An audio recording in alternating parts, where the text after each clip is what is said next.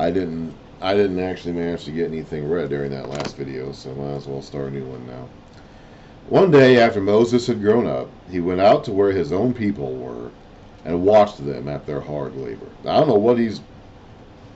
Is he identifying with them? Is he thinking about ways he can relieve their burden once he becomes Pharaoh? Or is he just is this just an information gathering mission? Is he just seeing what life is like for them? I don't know. He's just there watching them for some reason. He saw an Egyptian beating a Hebrew. Bam, bam, bam. Probably had a whip or something like that.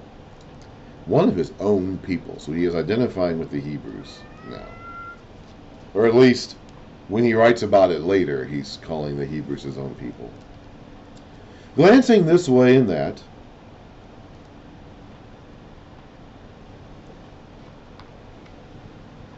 and seeing no one, he killed the Egyptian and hid him in the sand. The next day he went out again, so he's doing this twice in a row now, and saw two Hebrews fighting. Apparently not one of neither one of these guys is the same guy he saved yesterday, apparently. He asked the one in the wrong, so clearly there was a right and a wrong side of this debate, "Why are you hitting your fellow Hebrew?" The man said, "Who made you ruler and judge over us? Are you thinking of killing me as you killed that Egyptian?" Then Moses was afraid and thought, what I did must have become known.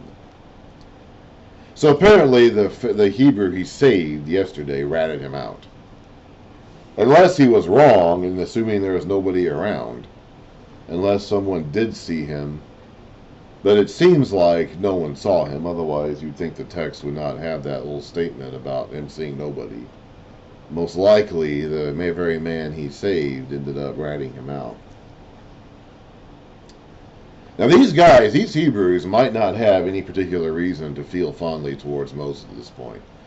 I'm sure they knew about him. I'm sure they knew that the adopted son of Pharaoh was a Hebrew.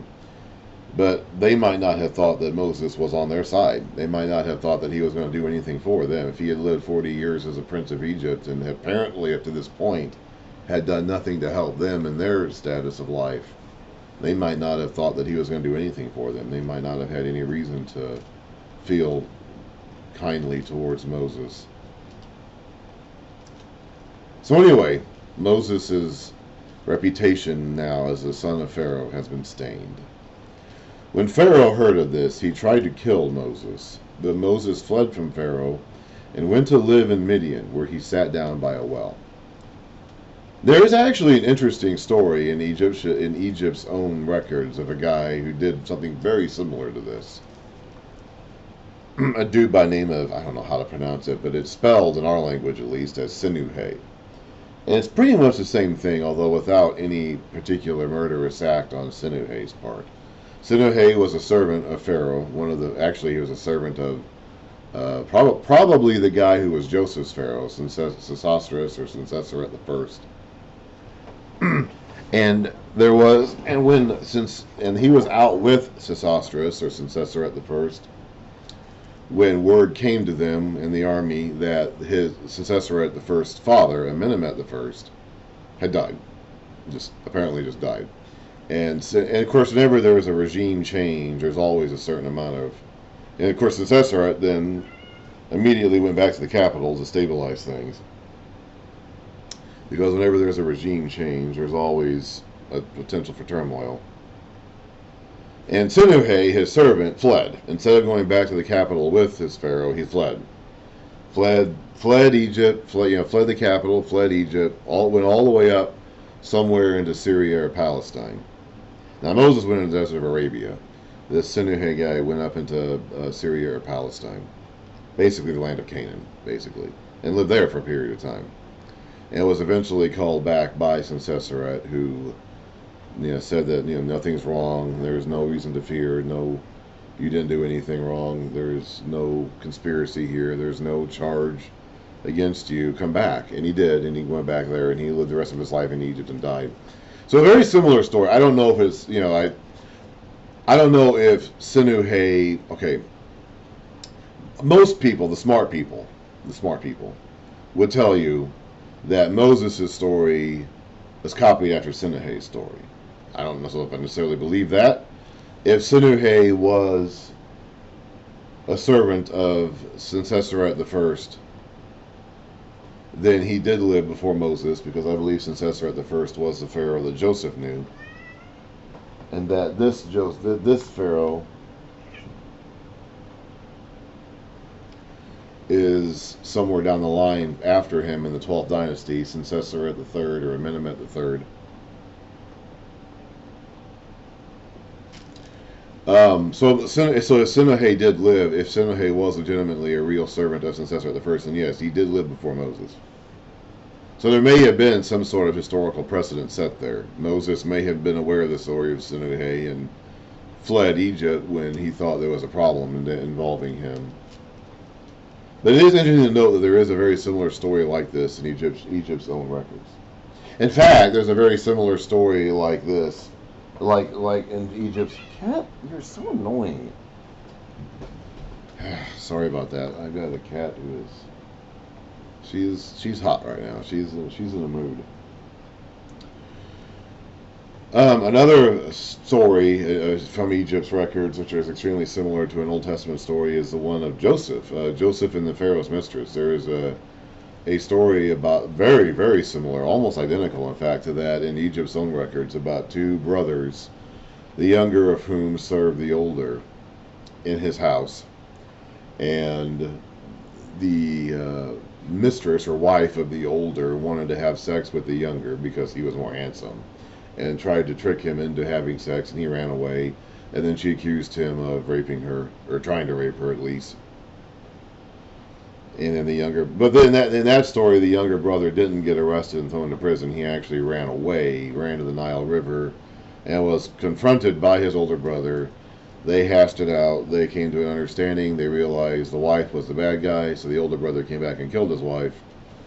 But still a very, very, very similar story in the basic setup. So there was overlap. There is overlap between these the Egyptian culture and the Israelite. Because Israel grew out of Egypt. Jacob and his family went into Egypt as a tribe, as a family of 70 or 75, and came out as a nation. So Israel grew in Egypt. So there is a lot of overlap between their stories.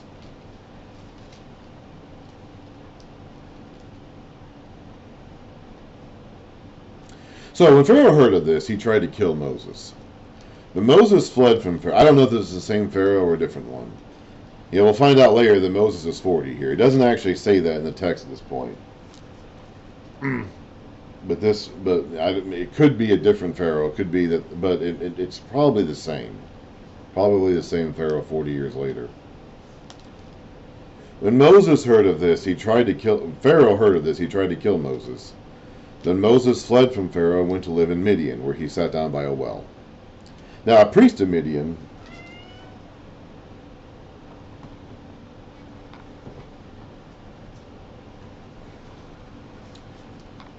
sorry about that.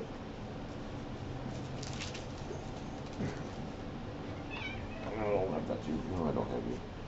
Yeah. This cat of mine.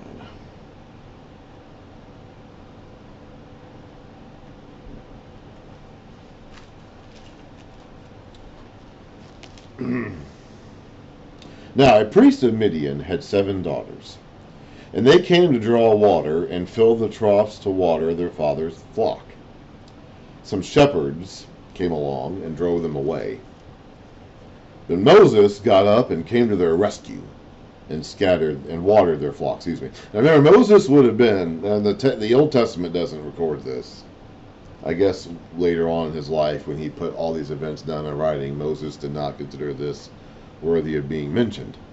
But we know from Josephus, and who probably was, reflecting an oral tradition about Moses that had been handed down for hundreds of years, that Moses, and it just stands to reason. I mean, not just Josephus's testimony, but it stands to reason in general that Moses, as a prince of Egypt and likely in line to become the next pharaoh, would have had fighting experience. He would have been trained in combat. So a 40-year-old Moses, who has been trained in combat by the Egyptian Pharaoh, the house of Pharaoh in Egypt, would be able to fight away a handful of shepherds living out in Midian. So Moses comes to these girls' rescue and waters their flock.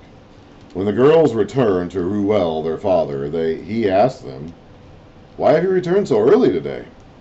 They answered, "An Egyptian rescued us." They think he's an Egyptian. Does he look like an Egyptian? Does he have the face paint and the beard? I mean, I don't know. Is he still wearing Egyptian clothes? I don't know how long it took him to get out here to Midian, how many days or weeks he spent traveling. But he apparently still looks enough like an Egyptian that they assume he's an Egyptian on sight. An Egyptian rescued us from the shepherds. He even drew water for us and watered the flock. So they apparently, these shepherds, I guess, have caused trouble for these girls before. "And where is he?" he asked his daughters. "Why did you leave him? Invite him over to have something to eat." Moses agreed to stay with the man. And he, the man, who gave his daughter Zipporah to Moses in marriage. Zipporah gave birth to a son, and Moses named him Gershom, saying, "I have become an alien in a foreign land." Gershom sounds like the Hebrew for an alien there. So who is Moses? Is he an Egyptian prince? Is he a Hebrew son? Is he a wandering shepherd in the desert of Midian? Like, who is this Moses guy? How are we going to answer this question? How are we going to figure out who this guy actually is? During that long period, so this is a long period in which Moses is out of action in Midian, the king of Egypt died. The Israelites groaned in their slavery and cried out. And their cry for help because of their slavery went up to God. God heard their groaning, and he remembered his covenant with Abraham, with Isaac, and with Jacob. So God looked on the Israelites and was concerned about them. I don't know if this long period what does this long period mean? Is it all the way from the beginning of chapter 2 down to now? From the time that Moses was born till now? Is it from the time he fled to now? I'm guessing it's the time he fled to now. It's hard to say exactly. Like, how many pharaohs are coming and going during this time? Some pharaohs had very long reign. Some did not. Are we only having one change in pharaoh here? Is the king of Egypt in verse 23 the same king of Egypt as verse 15? I'm assuming that's true, but is it the same king of Egypt from the beginning of the story? I don't know. Probably, but I don't really know. It's hard to say exactly. I'm going to go ahead and start a new video.